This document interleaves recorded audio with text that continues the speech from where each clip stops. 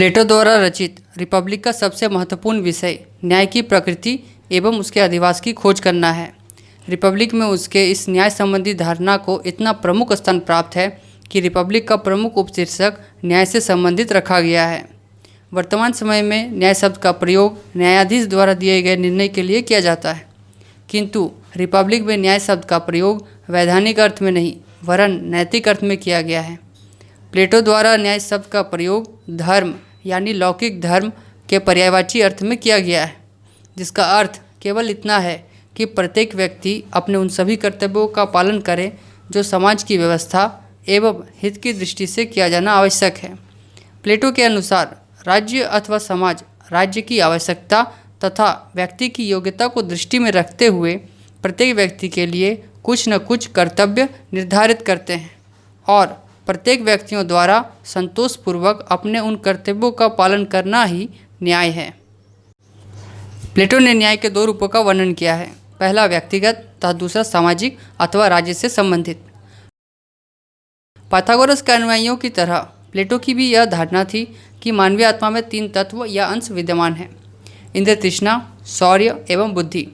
ये तीनों ही तत्व जब उचित अनुपात में मानवीय मस्तिष्क में विद्यमान रहते हैं तभी व्यक्ति न्याय का पालन कर सकता है। अन्य शब्दों में इंद्रिय तृष्णा, शौर्य एवं बुद्धि का उचित समन्वय एवं सामंजस्य व्यक्ति के जीवन में न्याय की सृष्टि करता है। प्लेटो के अनुसार जिस प्रकार छोटे अक्षरों की तुलना में बड़े अक्षर आसानी से पढ़े जा सकते हैं, उसी प्रकार व्यक्ति के जीवन की अपेक्षा राज्य में न्याय को स्पष्ट रूप से लक्षित किया जा सकता है। राज्य के संबंध में प्लेटो का विचार है कि राज्य मानव मस्तिष्क का ही व्यापक रूप है।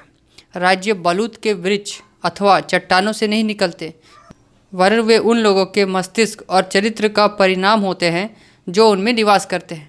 अतः मानव जीवन के इन गुणों के अनुरूप ही प्लेटो राज्य के 4 गुण बतलाता है।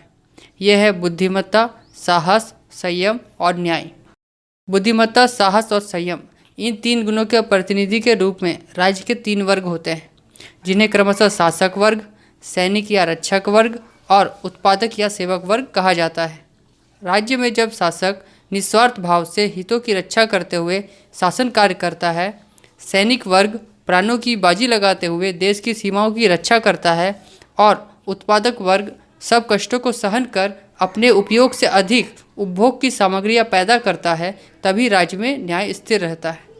अतः यह कहा जा सकता है कि प्लेटो का न्याय सिद्धांत इस विचार पर आधारित है कि प्रत्येक व्यक्ति को केवल एक ही ऐसा कार्य कुशलतापूर्वक करना चाहिए जो उसके स्वभाव के नितांत अनुकूल हो।